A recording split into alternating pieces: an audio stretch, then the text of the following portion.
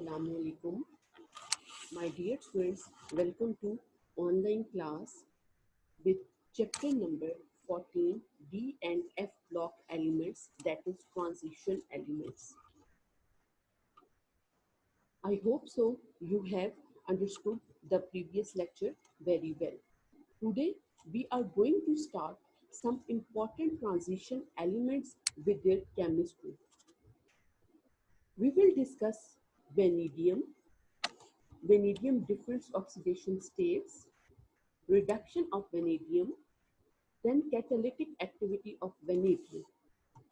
The second element, transition elements under discussion is chromium, oxidation of chromium 3 to chromium 4, chromates and dichromates, potassium dichromates as oxidizing agent in organic chemistry, and potassium dichromate as oxidizing agent in titration.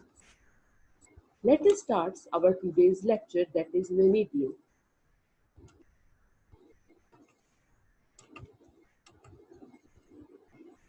Important transition elements whose chemistry will be in your syllabus are vanadium, chromium, manganese, iron, and copper. Here are different oxidation states of chromium.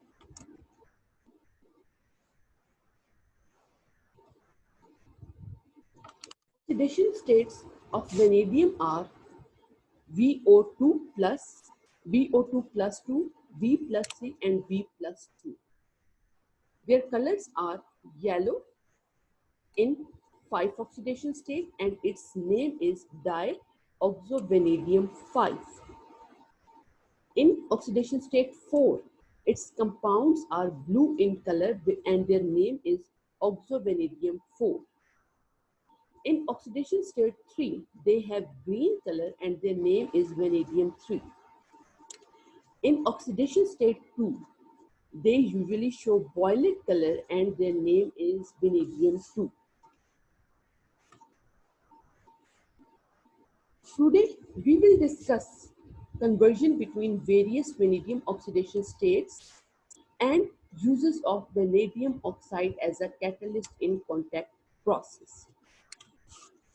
Common oxidation states of vanadium are from -1, 0, +1, +2, +3, +4 and +5. Vanadium के compounds जो अपनी lower oxidation states में exist करते हैं वो usually unstable होते हैं, but they are powerful reducing agent. जो सबसे ज्यादा स्टेबल ऑक्सीडेशन स्टेट्स हैं हमारे पास वो +4 एंड +5 हैं. Question arises, why vanadium shows variable oxidation states? The reason is, जो अभी हमने थोड़ी देर पहले देखा कि इसके अंदर वेरिएबल ऑक्सीडेशन स्टेट्स हैं -1, 0, +1, +2, +3, +4 and +5. Why transition elements show variable oxidation states? ये आप इससे प्रीवियस लेक्चर्स में ट्रांजिशन एलिमेंट्स की प्रॉपर्टीज में बड़ी डिटेल से पढ़ चुके हैं. यहाँ पे जस्ट आपको एक रिव्यू देंगे कि आपके पास वेनेडियम भी एक इम्पॉर्टेंट ट्रांजिशन एलिमेंट है और ये वेरिएबल ऑक्सीडेशन स्टेट्स शो करता है. इसकी वजह क्या है? द रीजन इज कि जो डी इलेक्ट्रॉन्स हैं ट्रांजिशन एलिमेंट्स के वो बॉन्डिंग में पार्टिसिपेट करते हैं. Beside these d electrons some s electrons are also participating in bond formation. Because of involvement of these s electrons, variable oxidation states are shown. Now the question arises, why s electrons participate in bonding? The reason is कि जो energy level है, जो energy difference है between D and S orbitals वो बहुत close है, वो बहुत कम है और ये दोनों ऑर्बिटल्स एक दूसरे के बहुत ज्यादा करीब हैं. इस तरह से इलेक्ट्रॉन लॉस बहुत ज्यादा आसान हो जाता है. और हायर ऑक्सीडेशन स्टेट्स में एस और डी इलेक्ट्रॉन्स दोनों बॉन्डिंग में पार्टिसिपेट करते हैं, इसलिए वो बॉन्डिंग, इसलिए मैक्सिमम इलेक्ट्रॉन्स जो हैं वो बॉन्डिंग में पार्टिसिपेट करते हैं. लाइक अगर आप ये वैसे मैंगनीज की है, मैंगनीज के केस में अगर आप देखें तो ये 3D और ये 4s ऑर्बिटल, अगर आप देखें तो they are very close to each other. अब इनमें एनर्जी डिफरेंस बहुत ज्यादा कम है, इस वजह से पहले डी ऑर्बिटॉल के इलेक्ट्रॉन्स लॉस होंगे, इसके बाद एस ऑर्बिटॉल्स के भी इलेक्ट्रॉन लॉस होना शुरू हो जाएंगे। जब एस इलेक्ट्रॉन्स के एस ऑर्बिटॉल के इलेक्ट्रॉन्स लॉस हो जाएंगे तो इसकी ऑक्सीडेशन स्टेट्स डेफिनेटली चेंज हो जाएंगी। लाइक ओनली अगर डी ऑर्बिटॉल्स के इन्वॉल्व होते हैं तो ये क्या शो करेगा, +1 +2 +3 +4 +5, बट आफ्टर +6 और +7 ऑक्सीडेशन स्टेट में डेफिनेटली इसके एस इलेक्ट्रॉन्स जो हैं वो इन्वॉल्व हो रहे हैं। सेम इसी तरह की कहानी जो है वो वेनेडियम में होगी। हमारे पास यहाँ पे कुछ कंपाउंड्स हैं जो डिफरेंट वेरिएबल ऑक्सीडेशन स्टेट्स में एग्जिस्ट करते हैं। अब आप इनको देख सकते हैं।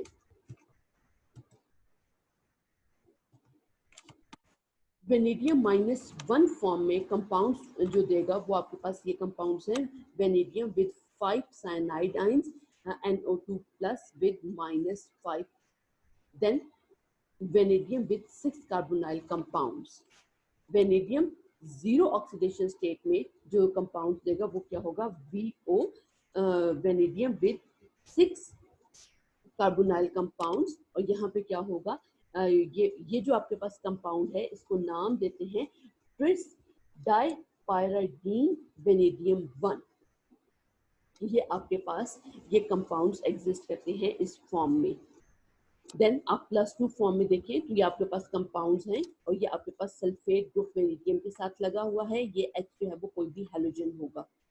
B+3 फॉर्म में जो है अगेन आपके पास यहाँ पे सल्फेट्स भी हैं, सल्फाइड भी हैं, हैलोजेंस भी एग्जिस्ट आ रहे हैं और यहाँ पे ऑक्सीजन और halogens both are involve. +4 oxidation states में आपके पास अगेन सल्फेट्स भी हैं, हैलोजेंस भी इन्वॉल्व हैं। +5 ऑक्सीडेशन स्टेट में आपके पास जो सबसे कॉमन है वो V2O5 है, जो कि अभी हम डिस्कस भी करेंगे। और इसको हम क्या कहते हैं, ये आपके पास जो V2O5 है ये आपके पास इंपॉर्टेंट कैटलिस्ट के तौर पे काम करता है। सबसे पहले हम देखते हैं कि वेनेडियम 5 ऑक्सीडेशन स्टेट से और वेनेडियम की सेकंड ऑक्सीडेशन स्टेट में कैसे जाएगा। बिफोर गोइंग दैट हम यहाँ पे फिजिकल स्टेट्स और डिसोसिएशन ऑफ V2O5 देखते हैं। V2O5 is known as vanadium pentaoxide. V2O5 is vanadium pentaoxide. ये आपके पास येलोइश रेड पॉइजनस पाउडर है, इसका मेल्टिंग पॉइंट 670 डिग्री सेंटीग्रेड है, स्लाइटली सोलुबल है वाटर में, पेल येलो एसिडिक सॉल्यूशन बनाता है। रिवर्सिबल डाइसोसिएशन होगी 700 से 1125 डिग्री सेंटीग्रेड में और आपके पास V2O4 और ऑक्सीजन प्रोड्यूस हो जाएगा। द नेक्स्ट इज कि हम अमोनियम मेटावेंडेट NH4VO3 को नाम देते हैं अमोनियम मेटावेंडेट। अमोनियम मेटावेंडेट को हम इग्नाइट करते हैं तो आपके पास वेनेडियम पेंटाऑक्साइड प्रोड्यूस हो जाता है। लाइक यहाँ पे अगर आप देखें तो ये आपके पास अमोनियम मेटावेंडेट है और इसको हमने इग्नाइट किया तो आपके पास क्या प्रोड्यूस हुआ, vanadium pentoxide with ammonia and water molecules. हमने वेनेडियम पेंटाऑक्साइड की रिडक्शन करवाई है इन प्रेजेंस ऑफ एल्यूमिनियम, तो आपके पास क्या हुआ है, एल्यूमिनियम ऑक्साइड बन गया है और साथ में वेनेडियम की प्योर मेटल बन गई है। यहाँ पे जो एग्जैक्ट वेनेडियम आयन है उसको थोड़ा सा कॉम्प्लिकेट है जज करना, लेकिन पीएच ऑफ सॉल्यूशन चेंज होती है, इससे हमें पता चलता है कि आपके पास ऑक्सीडेशन स्टेट्स में भी चेंज आया है। ये रिएक्शन हम एसिडिक कंडीशंस में करते हैं और जो आयन मेजर प्रेजेंट होता है वो VO2 प्लस होता है, जिसको हम डाई ऑक्सो वेनेडियम 5 आयन भी कहते हैं।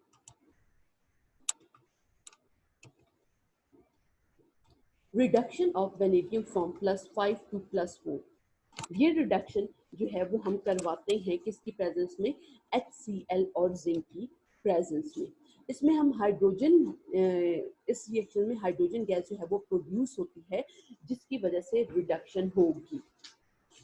यही हाइड्रोजन बेसिकली रिडक्शन करवाएगी। इसमें जो ऑक्सीडेशन स्टेट्स चेंज होंगी वो +5 से +4 होंगी और इसमें आपके पास कलर चेंज भी आएगा। +5 ऑक्सीडेशन स्टेट में ये येलो कलर की होगी, देन आपके पास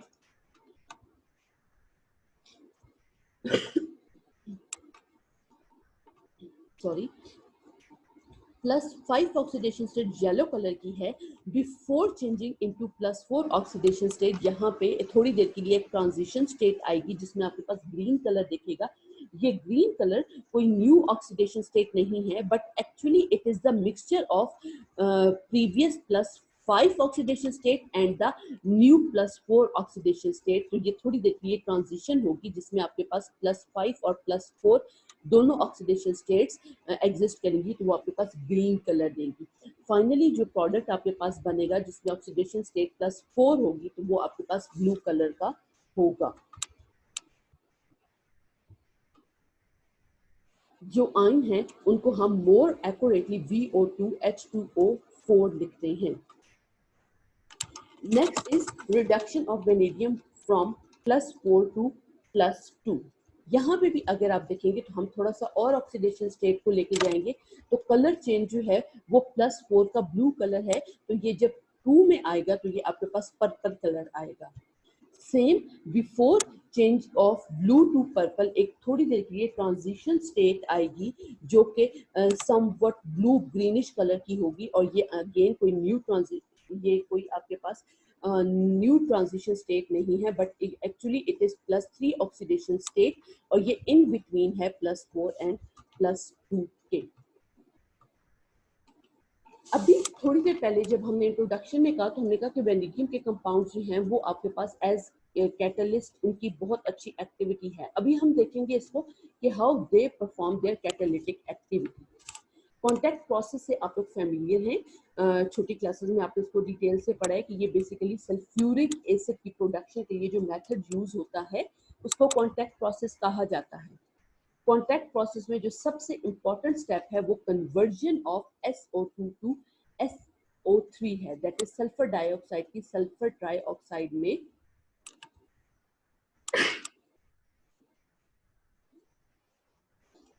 सल्फर डाइऑक्साइड की सल्फर ट्राइऑक्साइड में ऑक्सीडेशन है। ये ऑक्सीडेशन होती है in presence of V2O5 that is vanadium oxide. Now हम देखते हैं कि असल में वेनेडियम ऑक्साइड जो है वो किस तरह से रिएक्शन को कैरी ऑन करवाता है। यहाँ पे सबसे पहले तो हमें ये बात पता होनी चाहिए कि ट्रांजिशन मेटल्स की बहुत अच्छी एबिलिटी है to act as a catalyst. क्यों? Because they have the ability to change their oxidation states. Oxidation state is basically oxidation number. Sulphur dioxide की जब सल्फर ट्राइऑक्साइड में ऑक्सीडेशन होती है तो इस प्रोसेस में वेनेडियम ऑक्साइड जो है वो बेसिकली रिड्यूस होता है वेनेडियम 4 ऑक्साइड में। लेटर ऑन वेनेडियम 4 ऑक्साइड जो है वो दोबारा से रीऑक्सीडाइज हो जाता है बाय यूजिंग ऑक्सीजन, और दोबारा से वो वेनेडियम 5 ऑक्साइड में कन्वर्ट हो जाता है। इसमें जो कैटलिस्ट है वो टेम्पररीली चेंज होता है, बट फाइनली उसकी केमिकल प्रॉपर्टीज जो है वो चेंज नहीं होती।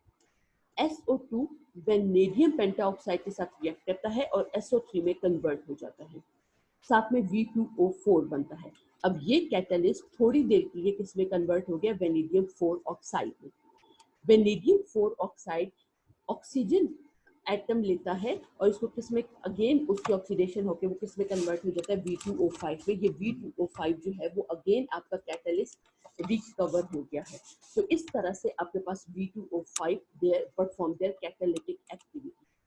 आप लोगों ने पढ़ा हुआ है कि कैटलिस्ट की जो सबसे इंपॉर्टेंट बात है वो क्या है कि ये रिएक्शन को स्पीड अप करता है और at the end of the reaction ये खुद अनचेंज रहता है। तो यहाँ से अब आप इसको इसकी ये प्रॉपर्टी पता चल गई कि इसने SO2 को SO3 में कन्वर्ट कर दिया, बट फाइनली V2O5 जो है वो दोबारा से रिकवर हो गया, उसकी कोई प्रॉपर्टी चेंज नहीं। The next is reactions of V2O5.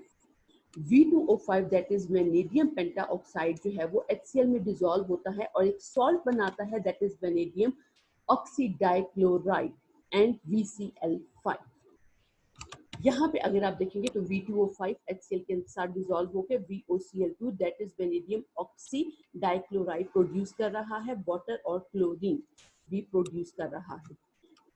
Vanadium pentoxide जो है वो ऑक्सीडाइज करता है HCl को क्लोरीन में, और इस तरह से हम इसको यूज करते हैं as oxidising agent.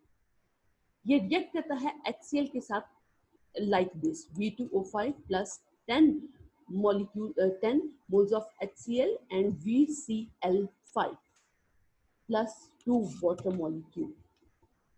On the same basis ये रिएक्ट करता है नाइट्रिक एसिड के साथ और मेटावेनेडिक एसिड प्रोड्यूस होता है. Reaction is V2O5 plus nitric acid gives you metavanadic acid plus N2O5. This is the end of vanadium. Now we start our next metal transition element, transition metal, that is chromium and its chemistry. In this, we will discuss interconversions of various oxidation states of chromium and the chromate 6 to dichromate 6 equilibrium. Use of dichromate 6 ions as an oxidizing agent in titrations and in organic chemistry also. Oxidation of chromium 3 to chromium 6. ये इसमें अगर आप देखेंगे तो हमारे पास basically क्या होता है कि आपके पास यहाँ पे एक सॉल्यूशन है CrH2O होल 6 प्लस 3. इस सॉल्यूशन का नाम क्या है? Hexa aqua 3 ions. आप लोग ट्रांजिशन एलिमेंट्स की और इसके कंपाउंड्स की नॉमेनक्लेचर पहले बहुत डिटेल से पढ़ चुके हैं. अभी आपको इसका नाम आना चाहिए. अगेन अगर कोई प्रॉब्लम है तो you can ask your queries. ये क्या कंपाउंड है? Hexa aqua chromium 3 ions. ये आपके पास बेसिकली डार्क ब्लू कलर का सॉल्यूशन होता है. इसमें हम NaOH डालते हैं, सोडियम हाइड्रोक्साइड डालते हैं. आपके पास यहाँ पे एक ट्रांजिशन स्टेट प्रोड्यूस होती है जिसमें आपको लगेगा कि कुछ क्लाउडी सा सॉल्यूशन हो रहा है. यहाँ पे बेसिकली आपके पास इंटर कन्वर्जन है इन +3 एंड -3 स्टेट्स. ये इन बिटवीन स्टेट है, ट्रांजिशन स्टेट है, जिसमें 3 वाटर के मॉलिक्यूल्स को रिप्लेस कर दिया है OH के मॉलिक्यूल्स ने फ्रॉम अल्कली. इसमें जब आप एक्सेस ऑफ NaOH डालेंगे तो आपके पास अगेन ये भी 3 वाटर मॉलिक्यूल्स रिप्लेस हो जाएंगे OH से और आपका कंपाउंड एक न्यू कंपाउंड बन जाएगा CrOH6-3. ये कंपाउंड जो है इसका क्या नाम है? Hexa hydroxochromate 3. Hexa hydroxochromate 3 ions. और ये आपके पास डार्क ब्लू कलर का होता है. देन अगर आप इस रिएक्शन को इसी तरह से कंटिन्यू रखें कि जो आपके पास डार्क कलर का सॉल्यूशन प्रोड्यूस हुआ है और इसका क्या नाम था? Hexa hydroxochromate 3 ions. अगर आप हाइड्रोजन पेरोक्साइड सॉल्यूशन के साथ इसको हीट करेंगे तो ये आपके पास ब्राइट येलो कलर के सॉल्यूशन प्रोड्यूस हो जाएगा और इसमें आपके पास क्रोमेट के 6 आयंस होंगे. क्रोमेट्स मौजूद होगा किन फॉर्म में? क्रोमेट 6 आयंस की फॉर्म में, दैट इज CrO4-2. अगर आप इसमें ऑक्सीडेशन स्टेट्स निकालेंगे तो क्रोमियम की ऑक्सीडेशन स्टेट +6 होगी. दैट इज आपके पास क्या आ गया? क्रोमियम 6 फॉर्म में कन्वर्ट हो गया है.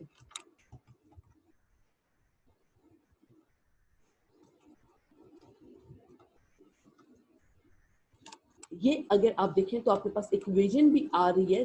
क्रोमियम with 6 हाइड्रोक्सो मॉलिक्यूल जिसका हमने नाम क्या दिया है? Hexa hydroxochromate 3 ions. ये हाइड्रोजन पर ऑक्साइड के साथ रिएक्ट करते हैं और किसमें प्रोड्यूस हो जाते हैं? CrO4-2, that is chromate 6 ions with hydroxide ions and water molecule. Next है chromate 6 ions chemistry. Chromate 6 ions chemistry में जो सबसे पहले हम देखेंगे वो क्या देखेंगे? Chromate 6 and dichromate 6 ions equilibrium. Before explaining that हमारे पास यहाँ पे क्रोमिक एसिड होता है जिसमें आपके पास खैरियत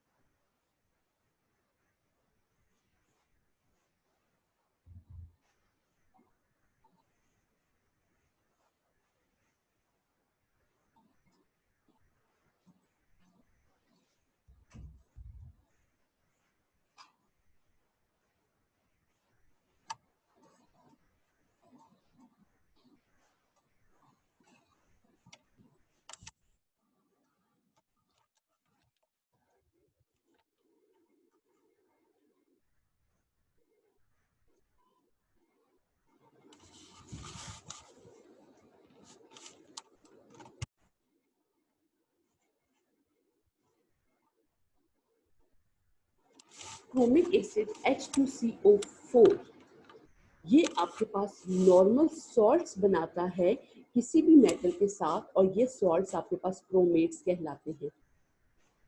इनका फॉर्मूला, जनरल फॉर्मूला M2CrO4 होगा।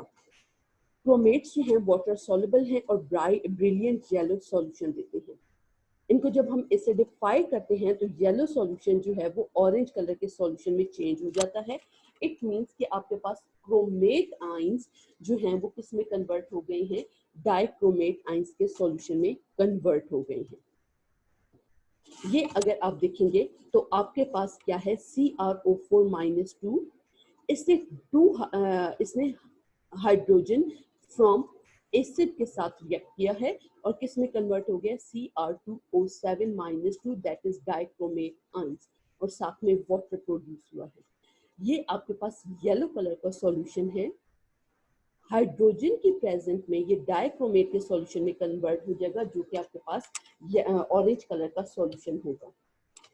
वाइस वर्सा, ये जो आपके पास डाइक्रोमेट का सॉल्यूशन है, इन प्रेजेंस ऑफ बेस ये किस में कन्वर्ट हो जाएगा, क्रोमेट आयंस में कन्वर्ट हो जाएगा।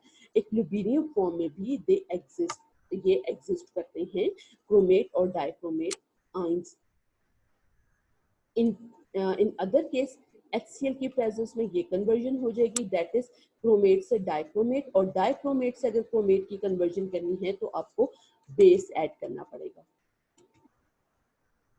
Chromates and dichromates. Examples of important chromates are K2CrO4, that is potassium chromate, sodium chromate, lead chromate.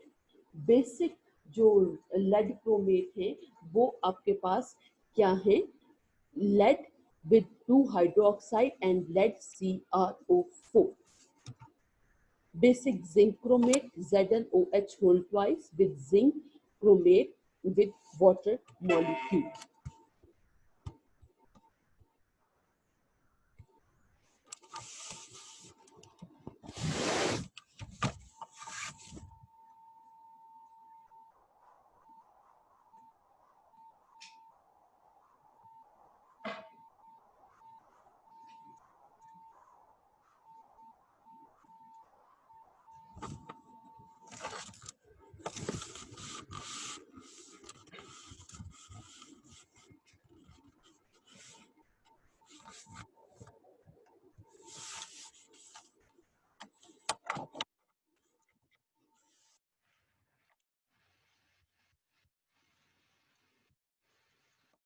Examples of dichromates are N-ammonium dichromate, sodium dichromate, potassium dichromate. Salts of dichromic acids are called dichromates and they are H2CrO7. Sulphuric acid की presence में आपके पास जो dichromate ions हैं वो strong oxidising agent के तौर पे काम करते हैं और ये रिड्यूस कर देते हैं into Cr+3 ions. Finally, your reaction will be Cr2O7-2 with proton. ये प्रोटॉन कहाँ से आ रहे हैं, एसिड से आ रहे हैं, और फाइनली ये 6 इलेक्ट्रॉन्स की यहाँ पे गेन होगा और ये किस में कन्वर्ट हो जाएंगे, Cr+3 में विद 7 वाटर मॉलिक्यूल्स। ये जो गेन ऑफ इलेक्ट्रॉन है इसको हम क्या कहते हैं, ये यहाँ पे एक्ट कर रहे हैं, Cr2O7-2 as strong oxidising agent काम कर रहा है। जिंक के साथ हम इसका रिएक्शन देखते हैं। K2CrO4 that is potassium dichromate का न्यूट्रल सॉल्यूशन है और इसको हमने जिंक सॉल्ट में डाला तो आपके पास क्या प्रोड्यूस हुआ, बेसिक जिंक क्रोमेट जो है वो प्रोड्यूस हो गया।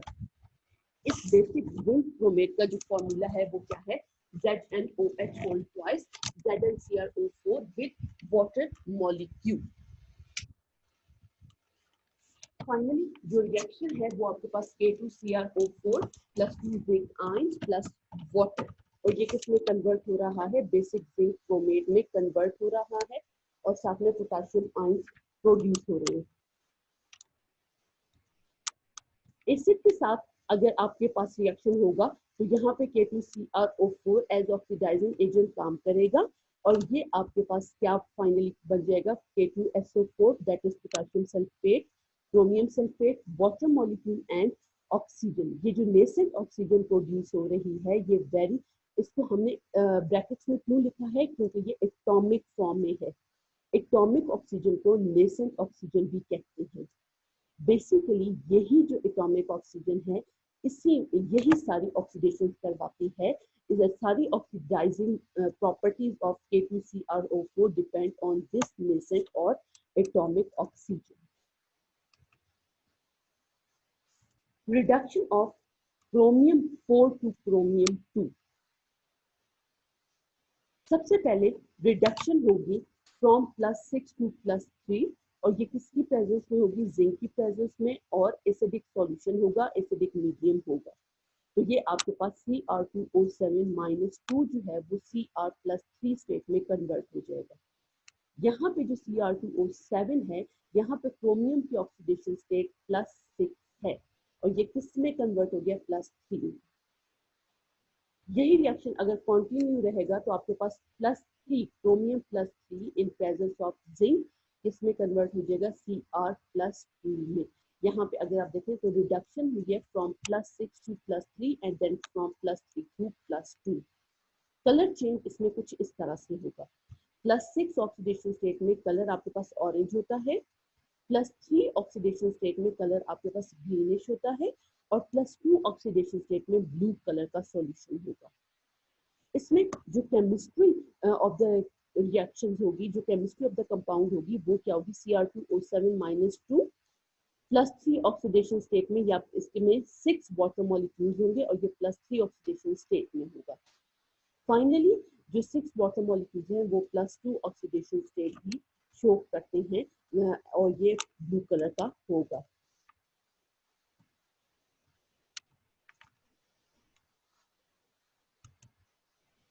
The next is using potassium dichromate as an oxidizing agent in titrations। Potassium dichromate solution जो है वो एसिडिफाई हो रहा है और उसको हम एसिडिफाई करते हैं डाइल्यूट सल्फ्यूरिक एसिड से और ये एक ऑक्सीडाइजिंग एजेंट है जिसको हम कॉमनली ऑर्गेनिक केमिस्ट्री में यूज करते हैं। ये रीजनेबली स्ट्रॉन्ग ऑक्सीडाइजिंग एजेंट है और ये काफी पावरफुल है। ये कम्प्लेक्स ऑर्गेनिक मॉलिक्यूल्स को स्मॉल मॉलिक्यूल्स में तोड़ देता है, ब्रेक डाउन कर देता है। इसमें हम देखते हैं कि इसके रिएक्शंस कौन कौन से हैं। ये आपके पास यूज होता है to oxidize secondary alcohols to ketones. यहाँ पे अगर आप देखेंगे तो ये basically using potassium dichromate as an oxidizing agent in organic chemistry है। सॉरी ये टाइपिंग मिस्टेक है, basically it is in organic chemistry. ये टाइट्रेशन जो है वो नेक्स्ट टॉपिक है, गलती से यहाँ पे ये थोड़ा सा एरर हो गया। तो ये बेसिकली ऑर्गेनिक केमिस्ट्री में हम इसके देख रहे हैं। पोटेशियम डाइक्रोमेट जो है वो ऑर्गेनिक केमिस्ट्री में यूज होता है। तो हम इसको यहाँ पे थोड़ा सा रेक्टिफाई कर देते हैं। बेसिकली ये कहाँ पे यूज हो रहा है, ऑर्गेनिक केमिस्ट्री में। ये ऑर्गेनिक केमिस्ट्री में कहाँ यूज हो रहा है, to oxidize secondary alcohols to ketones, oxidize primary alcohols to aldehydes, oxidize primary alcohols to carboxylic acid. सबसे पहले हम देखते हैं प्राइमरी अल्कोहल्स की एल्डिहाइड्स में conversion.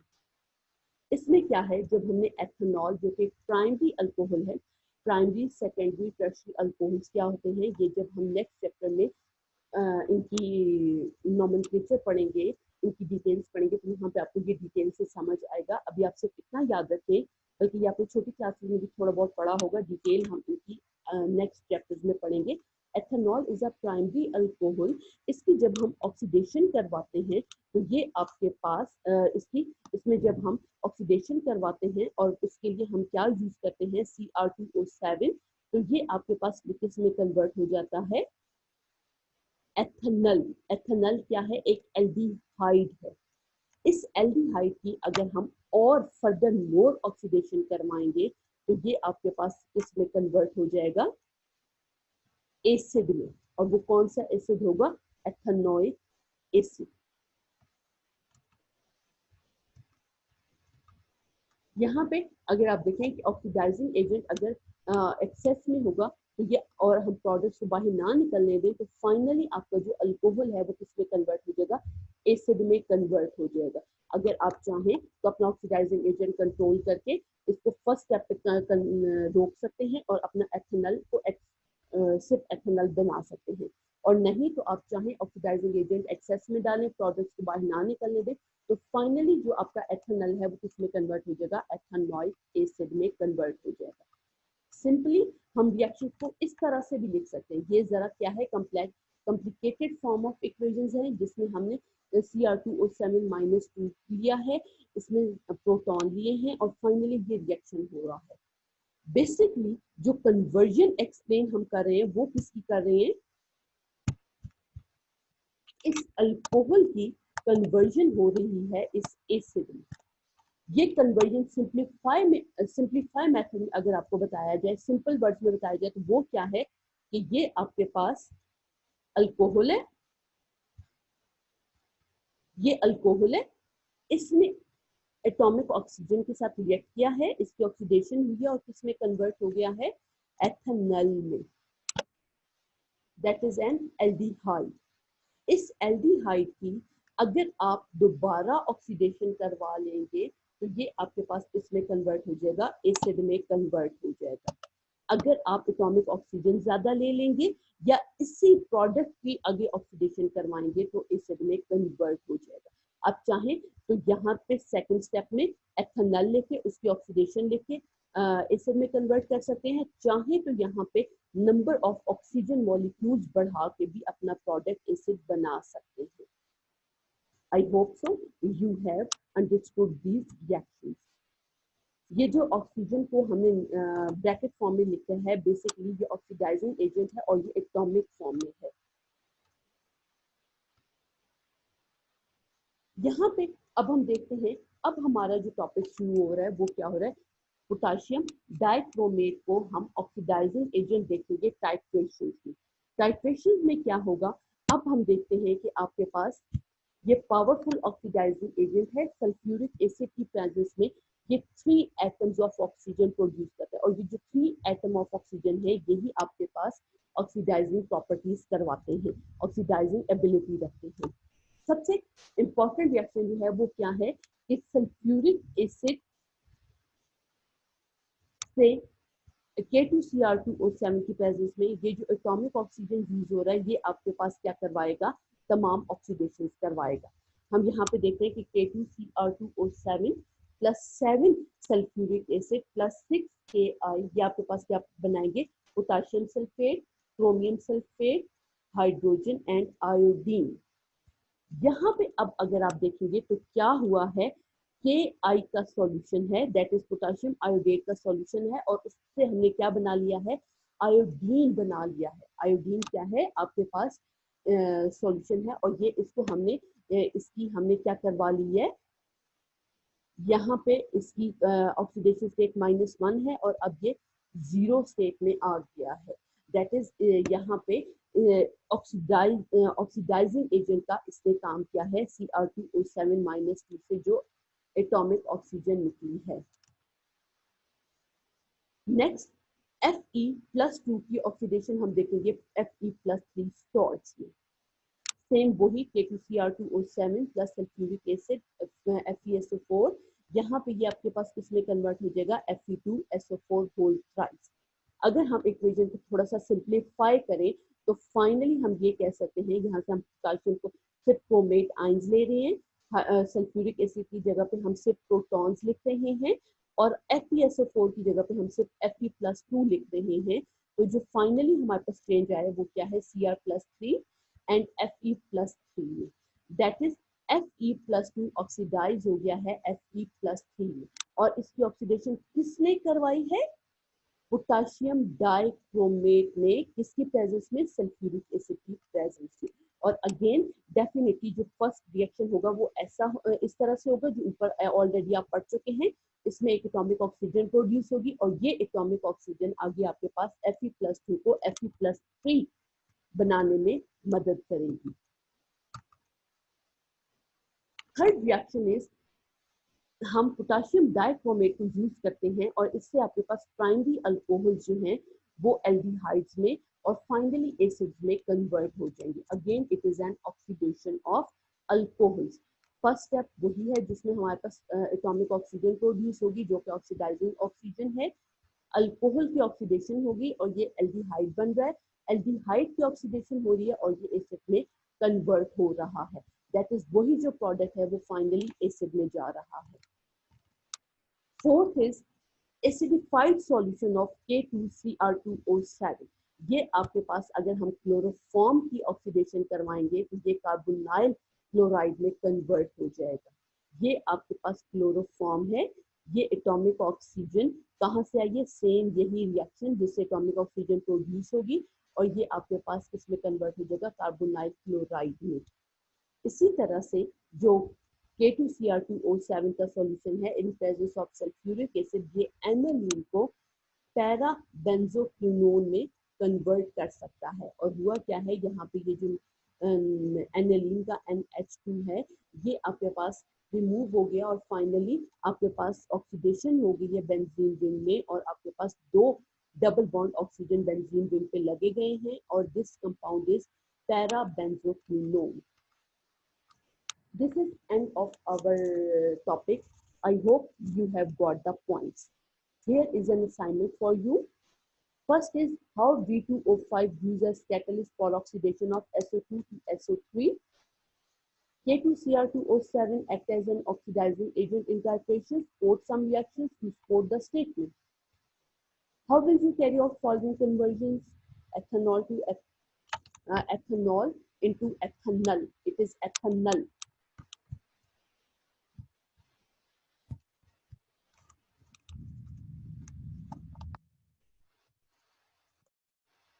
That is aldehyde. Next is ethanol to acetic acid and final is chloroform to carbonyl chloride. Please do your assignments on time and submit within 24 hours. Please raise your queries and questions in private group. Thank you and have a nice day.